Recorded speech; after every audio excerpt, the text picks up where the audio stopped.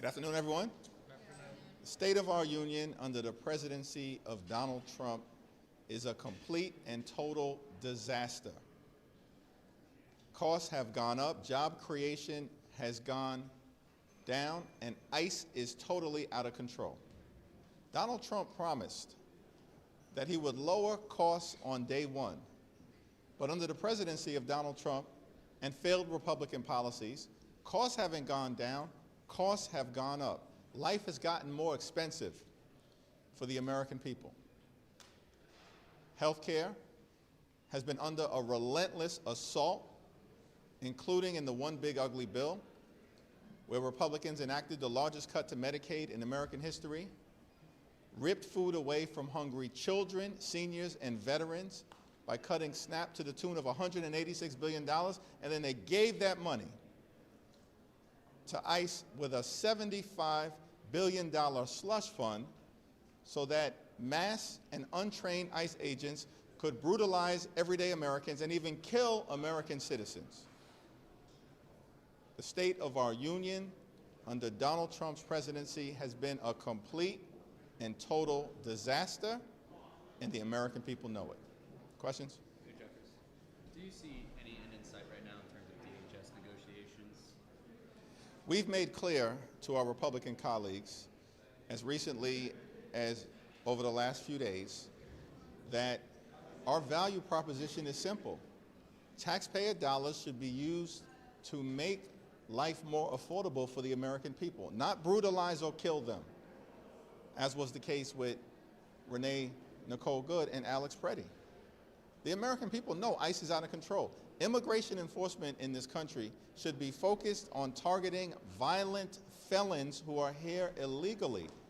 That's what Donald Trump and Republicans promised to do, but that's not what's happening. They're targeting law-abiding immigrant families and American citizens. We believe immigration enforcement should be fair and just and humane. That's what the American people deserve. That's not what they're getting right now. And until that changes, the DHS funding bill is not going to move forward. Mr. Leader, Thanks. Is it poor form for members of your conference not to attend the State of the Union, as Speaker Johnson suggested they'd be turning their back on their constituents? And what would be your message to members of your conference tonight that perhaps are planning some disruptions that we saw during the joint address that the President had earlier? It's our expectation that there will be some members who attend and attend in silent defiance, and there will be other members who will choose not to attend, and it's up to every individual member to make the decision that makes the most sense for their constituents. But Mike Johnson and House Republicans are not in a position to lecture anyone about decorum, not with this president, who's completely and totally out of control in every way possible, has broken every norm, is corrupting his office, and is running a Trump cartel. And unfortunately, House Republicans have decided that rather than be a separate and co-equal branch of government, they just run around focusing their attention on being a reckless rubber stamp for Donald Trump's extreme agenda. So we definitely aren't going to be lectured by any of our Republican colleagues about anything, anytime, anywhere. And quickly, Gang of Eight briefing at 3 p.m. on Iran. What are your thoughts again on where this could be possibly leading with potential U.S. military action in Iran? The American people understand that under no circumstances should the Trump administration get us into another failed foreign forever war when we know the outcome, particularly in the Middle East. It's going to cost American lives. It's not going to lead to any decisive resolution, and it's going to waste taxpayer dollars that should be spent making life better for the American people. Congress needs to act and authorize military force before any military action is taken by Donald Trump and his administration. We'll make that point very clearly in the Gang of Eight briefing that's going to take place in about 30 minutes. And we'll continue to press that case to the American people. Thanks. Yeah. Sorry. Yeah. Thank you, Mr. Leader. You know, given how polarized the nation is, you all are staunchly opposed to the president and his agenda. Republicans support him, and emphatically. What's the value of this speech in modern times? Just can you kind of reflect on what this speech provides to the American people given how polarized the nation is? Well, Donald Trump should use this opportunity to apologize to the American people for breaking every single promise that he made, particularly his promise to lower the high cost of living on day one. We didn't set that standard. Donald Trump set that standard. And now he's running around the country claiming that the affordability crisis is a hoax. Nobody out there in America believes it's a hoax because far too many people are struggling to live paycheck to paycheck, cannot thrive, and can barely survive, even though they're working hard and they're playing by the rules.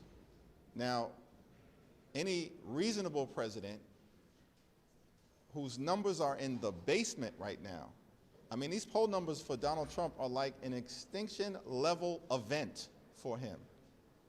He's like minus 40 plus with independents.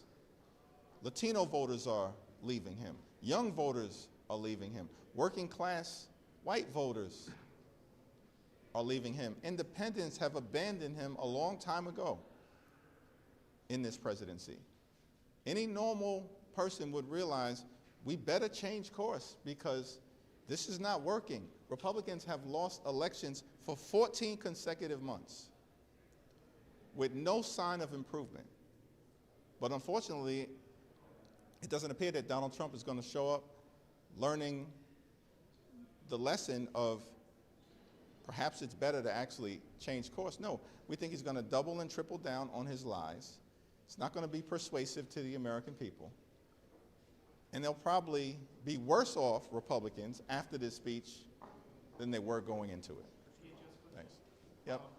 Last we heard, you guys sent a new counteroffer to the White House. Did they ever respond to that, or is it radio silence? What's the status of the talk? There hasn't been any real recent communication with the White House. Our position, as Democrats, continues to be, listen, we need dramatic, meaningful, bold, transformational reform with ICE. The American people know ICE is out of control, and they need to be reined in. Kristi Noem's got to go, but we don't just need a change in personnel, we need a change in policy, and that has to be dramatic. And until Republicans come to that conclusion, then the DHS funding bill is not going to be in a position to move forward. So with DHS funding lapse at the moment, there's over 40,000 Coast Guard members who are going to go without a paycheck in 3 days, and there are some members of your caucus who also call for FEMA assistance following the blizzards this weekend. And ICE is fully funded through the One Big Beautiful Bill, so is now a time to alleviate the pain on some of these agencies and allow yourselves to push forward with negotiations while these problems are solved and funding is restored? Republicans control the House, the Senate, and the presidency. They've been lecturing the American people since November of 2024 that the country was in the midst of some massive MAGA takeover. Clearly that hasn't happened, but it's in their head. And so the notion that when the government either fully shuts down, which took place during the 43-day Trump Republican shutdown in the fall, or the DHS shutdown, is the fault of anyone other than Republicans, nobody's buying it. Just like the American people didn't buy it in the fall.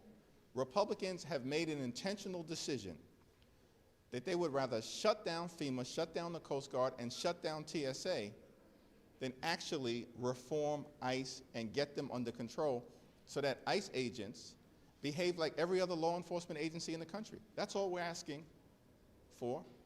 Conduct yourself in a manner consistent with every other law enforcement agency in the country. And unfortunately, Republicans, at least to date, have been reluctant to do it. But the American people have abandoned them, even on immigration enforcement, where Donald Trump's public approval ratings are way underwater on an issue that he thought was his signature issue. That's gone, just like the rest of his presidency. With regard to Iran, is there anything that you anticipate that you could hear that would allow the Democrats to support military action in Iran? The American people are of the view, first of all, let's be clear about Iran. There was a military strike executed by Donald Trump last year we were told that the nuclear program in Iran had been completely and totally obliterated. Not my words, Donald Trump's words. And so now we're to believe that there's an exigent circumstance where Donald Trump may need to strike militarily in order to prevent Iran, presumably, from achieving its nuclear ambitions. Wait, what happened to Iran's nuclear program being completely and totally obliterated? Donald Trump's words, not our words. Clearly, he was lying to the American people, or he's lying right now. And so there's nothing that he can say to the American people that will have any degree of credibility at this point in time. I'm interested, and I'll listen to what members of his administration are going to say at this secure briefing.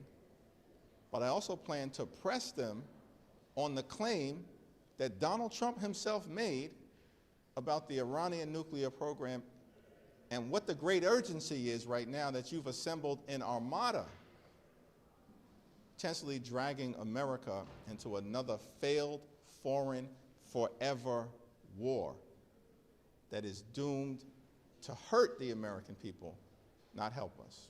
Thank you, everyone.